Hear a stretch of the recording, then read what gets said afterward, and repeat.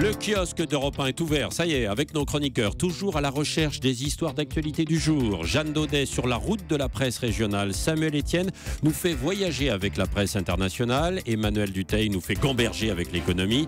Et Guillaume Janton veut nous convaincre de regarder la télévision. Bonjour à tous. Bonjour Patrick.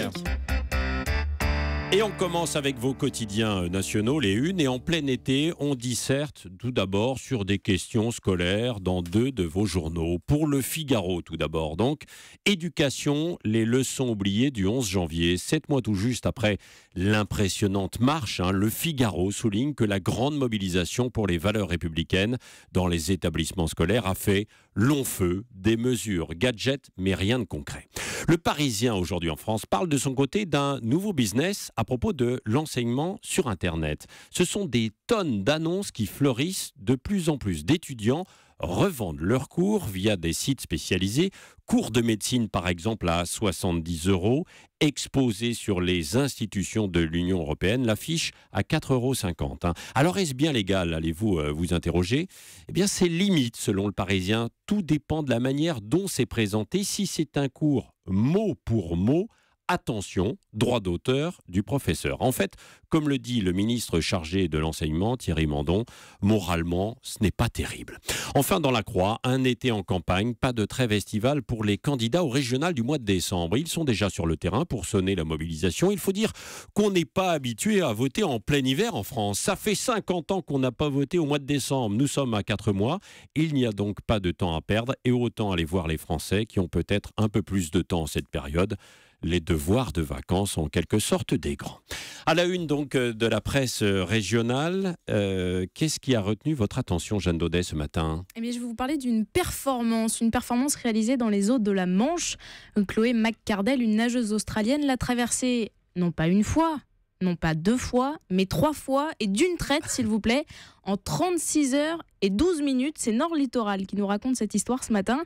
La nageuse a quitté Douvres samedi à 5 h du matin, heure anglaise, pour terminer son périple à Vissant dimanche en fin d'après-midi. 1 jour et demi à nager dans une eau à moins de 17 degrés. Vous conviendrez comme moi qu'à cette température, même 5 minutes, ça relève de l'exploit. Il a donc fallu une excellente préparation. D'abord, plusieurs jours dans les eaux du Loch Ness qui sont, elles, à 10 degrés, sympathique. Enfin, Chloé McCardell a effectué ces 3 traversées, une par une, en une semaine le mois dernier. D'après la Channel Swimming Association, elle devient la première femme à réaliser cette triple manche. Jeanne, cette Australienne, c'est une amatrice ou on avait déjà entendu parler d'elle avant ? Ah non, elle est connue, elle a déjà un beau palmarès. Elle avait tenté cet exploit en 2007, mais elle avait dû abandonner. Son bras avait cessé de fonctionner. La température de son corps avait chuté à 28 degrés. Mais bon, Chloé McCardell collectionne aussi les succès. 12 traversées entre la Grande-Bretagne et la France. Finalement, je pense qu'elle doit être claustrophobe dans l'Eurostar. Je vois que ça comme explication. Et puis surtout, cette Australienne détient le record du monde de distance en eau libre. Tenez-vous bien, 125 km parcourus en 41 petites heures. Ah oui, bravo. 17 degrés effectivement près des côtes, mais j'imagine qu'en pleine mer, ça doit être encore un peu plus. Je veux même pas imaginer. Ça doit être terrible. Ça doit être super dangereux surtout. Il doit y avoir des bateaux qui passent ou ce genre de choses, non ? Non, mais elle est encadrée. Elle a des bateaux derrière elle. Au cas où, mais quand même, c'est vrai. bloque. Non, mais c'est vrai ce que vous dites effectivement, Emmanuel. C'est l'autoroute de la mer. Effectivement, ce bras entre de la Manche entre la France et la Grande-Bretagne. Samuel Etienne, la presse internationale avec vous ce matin. Oui, vous avez peut-être vu les images de ces nouvelles violences à Ferguson, aux États-Unis, à l'issue de la manifestation en hommage à Michael Brown, ce jeune noir abattu par un policier blanc il y a 1 an dans cette ville du Missouri. L'état d'urgence a été décrété. Eh bien, un média canadien, Radio-Canada, vient d'appeler la police de Ferguson, ainsi que tous les policiers américains d'ailleurs, à s'inspirer de l'expérience en cours dans la ville de Camden, dans l'État du New Jersey. Camden que l'on présente comme l'une des villes les plus dangereuses des États-Unis, une ancienne ville industrielle sinistrée par le crime, par la prostitution, la drogue. Et pourtant, depuis peu, Camden peut s'enorgueillir d'un record qui rend jalouse bien des villes américaines. Ici, en plus de 2 ans, aucun policier n'a utilisé son arme de service. Et comment on explique ce record ? Eh bien, en fait, Patrick, il a fallu une véritable révolution. Accusée de corruption et d'incompétence, la police de Camden a été totalement démantelée il y a 2 ans. Un nouveau corps policier a été créé, l'occasion donc de changer les méthodes. Alors, 2 mots-clés, proximité et visibilité. Les policiers patrouillent à pied, visitent les commerçants. Les gyrophares des voitures restent toujours allumées pour signifier au maximum la présence de la police dans la ville. L'attitude des policiers également est différente, plus respectueuse, même avec les délinquants. Des policiers qui sont formés pour régler les problèmes avec les mots plutôt qu'avec leurs armes.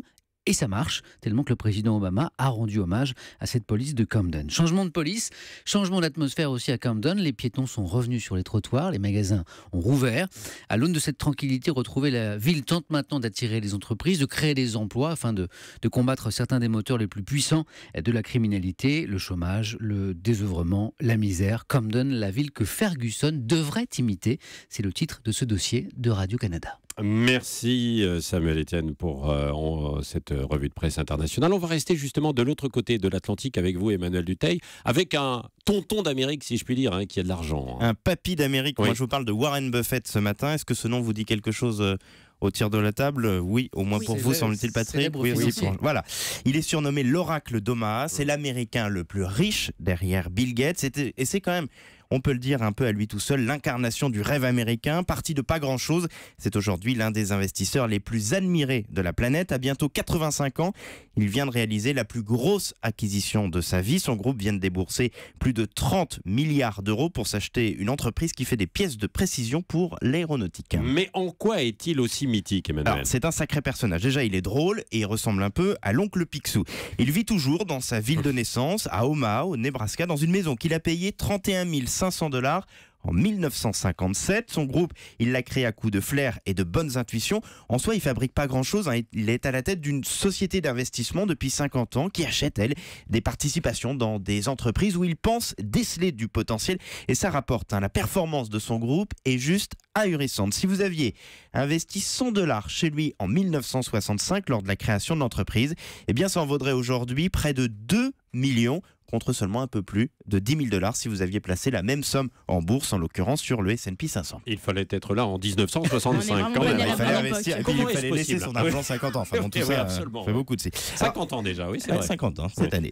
Il est admiré vraiment par tout le monde aux États-Unis. Il a su, comme je vous le disais, flairer les bons coups. Ses conseils d'investissement sont suivis avec beaucoup d'intérêt. Chaque année, il adresse à ses actionnaires une lettre très marrante dans laquelle il livre ses analyses, ses conseils. Parmi l'un d'eux, ne jamais investir dans des entreprises dont il ne comprend pas le business. C'est pour cela, par exemple, qu'il a fui les investissements Internet. Ses coups, c'est un mélange de petites entreprises trouvées comme ça et de très belles marques, comme Coca, dont il est l'un des plus gros actionnaires. Il a aussi les ketchup Heinz, il a aussi les piles Duracell. Ses assemblées générales de son groupe sont à chaque fois une gigantesque fête parce que c'est un gros hall dans sa ville d'Omaha. Il faut aller dans le Nebraska. Et il y a toutes les marques qu'il a achetées ou dans lesquelles il a des participations. C'est un peu un supermarché géant. Et après 85 ans, ce père de 3 enfants ne compte pas passer la main.